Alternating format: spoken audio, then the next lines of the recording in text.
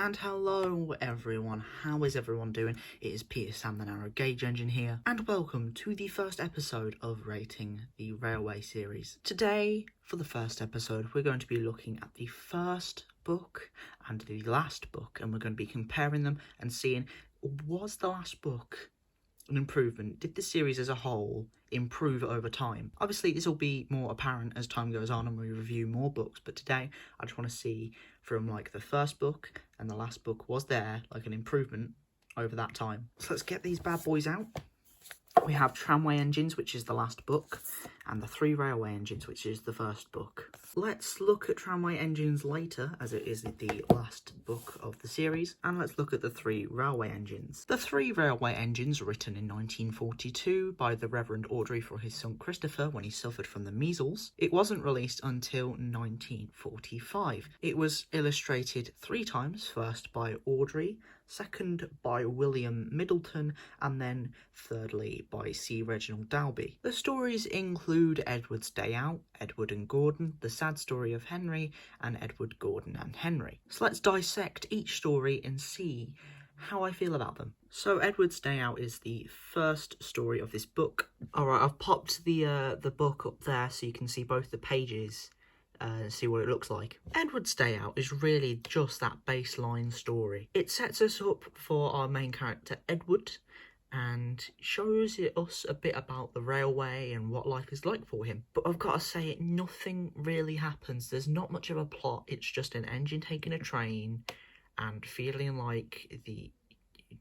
useful, I guess is the correct term, really. And for the first story, it's got a surprisingly good moral. Just because someone's smaller than someone else doesn't make them less useful, and I love that. However, it's not the best story in here, so let's move on to our next story, Edward and Gordon. So Edward and Gordon is this story of Gordon thinking he's better than Edward and ends up getting stuck on a hill, which Edward has to help him. This sort of has the same moral as last time. It feels like the same story, really, which is why there's no Edward's Day Out in the show. It's just Edward and Gordon. However, I do feel like the hill scene drags on a bit, just a bit. I feel like they could have made that a bit, they could have cut it up. However, the bit with Edward shunting, I really like. I feel like, I don't know, it's just something so regular for an engine to do, and yet it has such charm about it. Again, I still don't think it's the best story in here, so let's move on to our next story, which is The Sad Story of Henry. Now this is the best story in here. The first 2 pages with the rhyme is such a different way to open the story, and I love it. Along with the concept itself, I feel like an engine getting stuck in a tunnel or like refusing to get out because of the rain,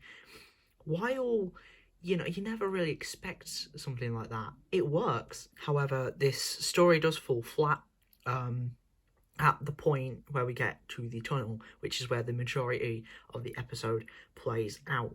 Not the episode, the story, sorry. Since pretty much all of the episode takes place in the tunnel, it gets a bit boring after a while. I don't know why. I just feel like it needed a bit more of like a different scene or something. I just felt like it dragged a bit, It suffered from the same thing with Edward and Gordon on the hill, which is, that the tunnel, it's a very average place, and we're there for so long that I don't know, I just don't feel right about it. But I think we should move to our final story here, which is Edward, Gordon and Henry. Edward, Gordon and Henry is the perfect ending to this book. But like with The Sad Story of Henry, I feel like it does drag a bit, but this time I feel like there's good reason for the tunnel bit to drag. Gordon's bit where he tries to blow steam at Henry and fails because he bursts his safety valve, I don't really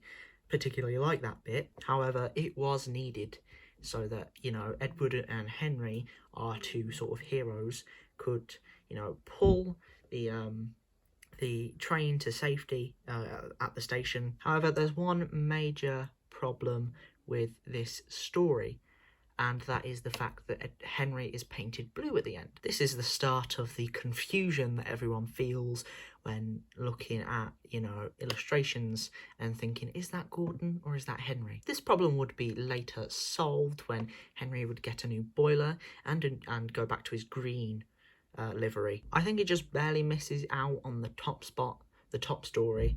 I don't know. I just feel like the sad story of Henry has so much charm to it that it sort of outweighs all of the problems that there is with the story. So I think now we should change to Tramway Engines. Tramway Engines was written in 1972 by the Reverend Wilbur Awdry, of course, and was illustrated by Mr. and Mrs. Edwards. Now, I love Tramway Engines. I absolutely adore it. However, I'll try and nitpick and address the issues because I said I'd do so. So let's move on to our first story, which is Ghost Train. I'm just going to say this now. I didn't like the episode because I felt it was tacky, but I love the story of this, and I don't know why. I don't know why I hate one and love the other. I feel like you can do more with a pencil than you can with, like, model trains, you know? I feel like it was more difficult for the episode to be produced rather than the story to be drawn out. By the way, can I just say, the illustrations are banging. The story's exactly the same as the episode, and, you know, I still like the story. It's a great story. However, I still stand by what I said in my ranking every season 2 episode video, which I think, yeah, I think there should still be the ending where an actual ghost appears beside Percy, spooking them all. I think that would have made for a much better ending. However, I still love this episode a bit because, you know, especially the scenery when Percy crashes into the flower at night. It's beautiful. So let's shift over to Woolly Bear, which is the next one. I cannot remember if I placed Woolly Bear above or below Ghost Train. I think I put it below Ghost Train. However, I think the story's better here. The special effects in that episode did not do the story justice at all. And here, I think, you know, the illustrations do the story justice, you know? He actually looks like a woolly bear. Also, the treacle covering Percy is much better drawn than, you know, special effects thing in the episode. Again, I just think this was an episode best left to the story, you know? I don't think the episode was that, you know, good compared to the story. So let's move on to Mavis, which is the third story. In my ranking every season 3 video, I put this in 10th spot. And you know what? That's because the episode is so good. And so is the story. It's the weakest in this book, but I still feel like it doesn't make it that bad. I just think it's very strong, but not as strong as the other ones. I think there's one minor problem I have with this episode, and it's the fact that it's another conceited Lady Diesel. I mean, we have Daisy. Why do we need Mavis, really? But I think that question is answered when you watch the TV show and you realise that Mavis is one of the only characters that actually has a personality and keeps her personality. She goes from a conceited diesel that needs advice to a nice diesel that gives advice. I think that's a very nice contrast. I also don't like how she only appears now, even though the book is named after her, but that's neither here nor there. Everything else about this episode I like. I like how she gets stuck on the tramway. I just like how Toby comes to her rescue as well. So beautifully written, so beautifully illustrated. Which leads me to this beauty right here. I think Toby's Tightrope is about the same level as a Ghost Train. I can't really pick a favourite from those two as stories anyway. From the episode, oh, I'm picking Toby's Tightrope all day, but you know, as stories, as the base stories, I can't decide between them. Toby's Tightrope has this dramatic scene where the bridge is washed away and he's left dangling there. This is also the episode where Mavis gets her insane amount of character development, and it's beautiful. I think it's just amazing for those two reasons. I mean, do we even need a third? Again, beautifully written, beautifully illustrated. Mwah! Amazing. So I think now's the time we move into our final scores and see which one is better than the other. So here we have our totals. Edward's Day Out has a 2 out of 5.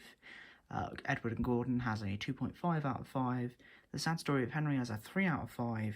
Edward, Gordon and Henry has a 2.5 out of 5, giving a total of 5 out of 10.